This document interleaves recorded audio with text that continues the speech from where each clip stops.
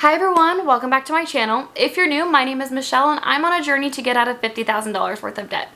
So here on my channel, every single Sunday, I post a new budgeting / getting out of debt related video. And so if that sounds like something you might be interested in, please subscribe so you don't miss when I post a new video.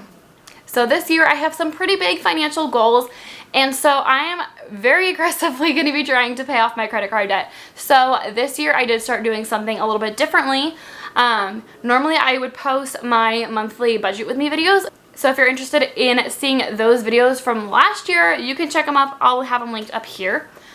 But this year I am doing bi-weekly budgets. So I get paid bi-weekly, and my goal with this bi-weekly budget is to stop myself from having money left over in my checking account that is supposed to be used for my debt or bills or whatever, just sitting there, and I accidentally spend it because I think it's extra money. So my goal is to stop that from happening and basically just as soon as I get paid, pay all of my bills on one check, and then that money's gone. And then I'll get paid again in another 2 weeks, and I will get, and all of that money will pay whatever bills I couldn't pay, and the rest of that money is going straight to my credit cards, like right away, so nothing is left sitting in my bank account. So that's the goal anyway. Last month it went pretty good. If you're interested in seeing how it went last month, I'll have January's budget report linked up here. You can go ahead and check that out.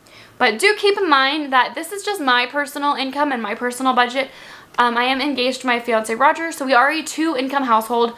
However, he doesn't want his finances shared on the internet, which is totally fine. I respect that, and I'm not going to share his. So you're only going to see the bills that I'm responsible for paying. So if you don't see stuff like the car insurance or our phone bills or anything like that, like PG&E, any of that stuff, he's responsible for paying that. So you're not going to see that on my budget. So just keep that in mind.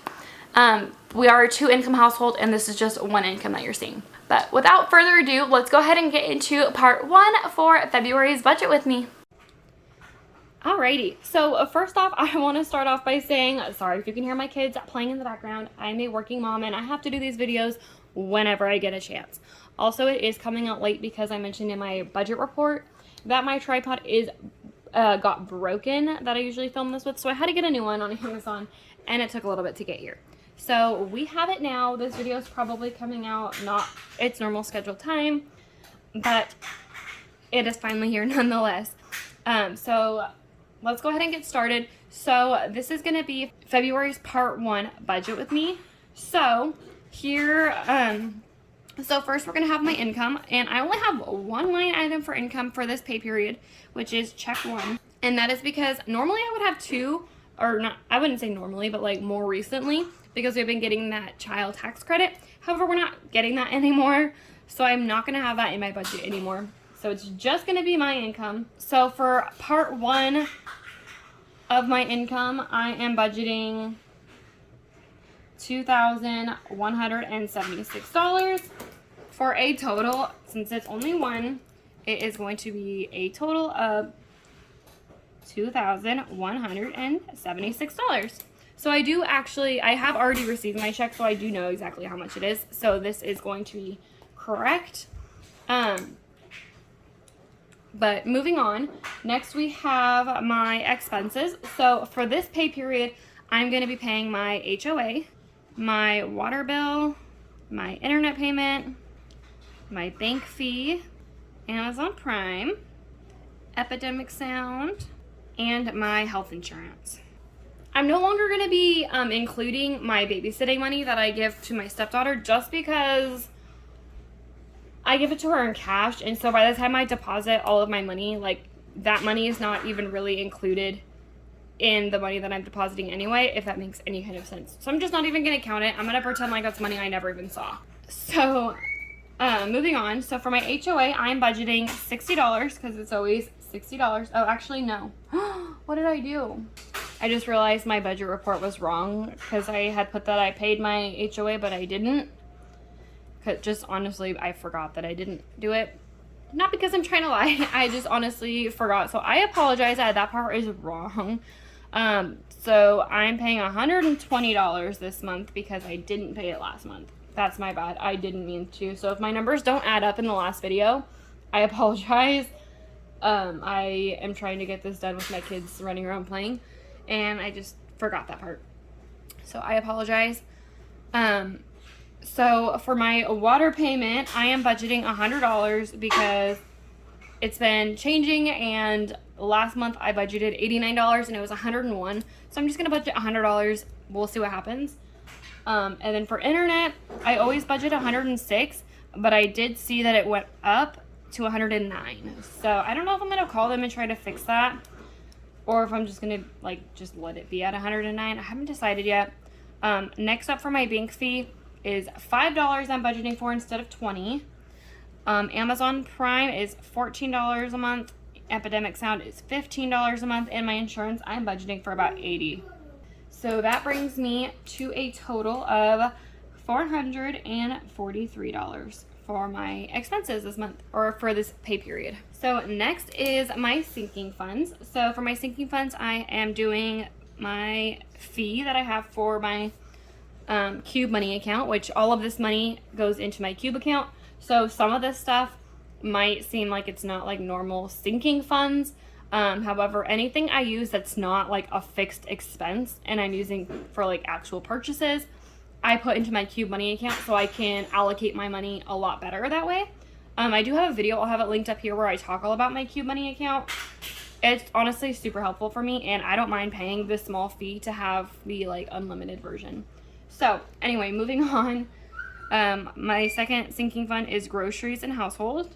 Next up is the gas for my car, spending money, birthdays for my kids' birthdays. I'm going to start saving up for that. And then next I have summer spending, which is a new one that I'm adding because I have 4 stepkids. One of them lives with me now, my stepdaughter. However, the 3 boys live with their mom in Canada, and we live in California, so it's pretty far. So we only get to see them during the summertime, and last summer I ended up, I didn't want to like think about finances. I just wanted to enjoy the time that we had with them. And so I wasn't being as financially aware or conscious or careful at all, and I started using my credit cards, and I'm trying to avoid doing that. So I'm going to be putting money away for the summertime, so I have enough money just like set aside that we can just do fun things and not really worry about that, and try not to tap into my credit cards at all. So for my fee for my Cube Money account, it's $8 a month, which is super affordable. There is a free version. You get, I think it's 10 cubes for free. However, I like to have like lots of different kind of categories, and so I do pay for the premium, which is not a big deal. $8 is not a big deal. Next is grocery and household. I'm only budgeting $500. That might end up changing, but honestly, I'm not making as much money at work anymore, and I'm not getting that child tax credit, so I need to start being a little bit more careful with how I'm allocating my money. So I'm only going to do $500 and hope that that's okay. Gas, I am budgeting $160 because gas prices are insane. Spending money, I'm budgeting $100, and this is what I really use just for like if I want to get something.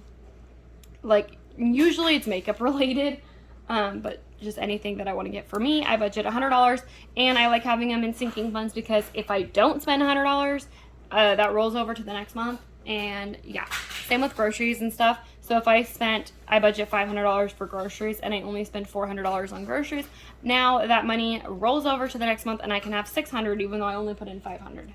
So I really like doing it this way. It just works out a lot better for me. Next up is birthdays. So I'm going to be putting away $185 this month for birthdays.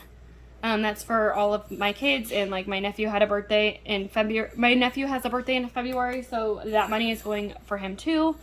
And then next up for the summer spending, I'm going to be putting in $200. I'm going to try to do $200 every single month until they get here, or even until, you know, they are here, and continue it.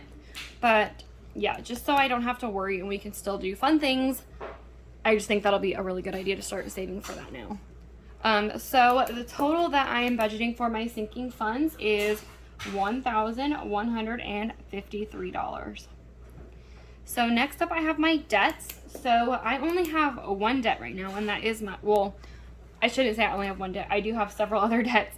However, you don't see my car payment ever listed on here just because Roger, my fiance, is responsible for making the payment. So I don't ever actually see the money. He gives me money for the mortgage since I'm responsible for paying that one. And he takes my portion of the car payment out of that money. So you never see my car payment, but I do pay $300 a month on my car payment.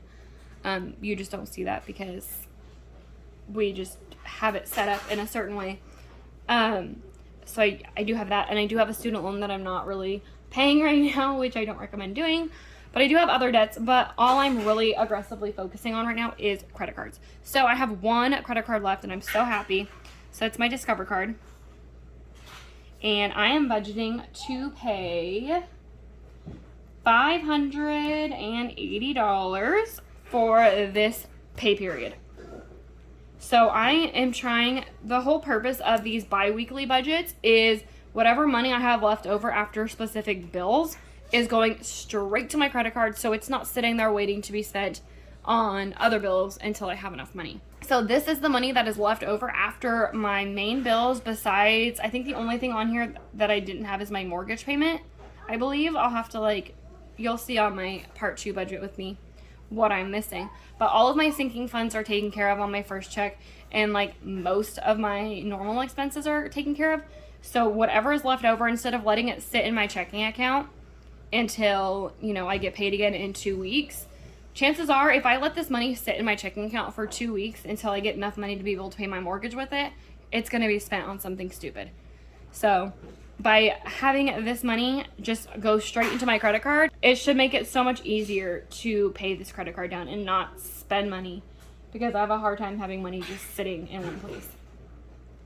So anyway, my total that I'm planning on spending for credit cards is $580. So if you go ahead and take my income, which was, I'm budgeting $2,176, my expenses $443, and my sinking funds $1,153, with my debts $580, you should get $0 left. Alrighty, well there was part 1 for February's budget with me. Thank you guys so much for watching. If you like this video, please give it a thumbs up. Don't forget to subscribe, and I'll see you guys next time. Bye.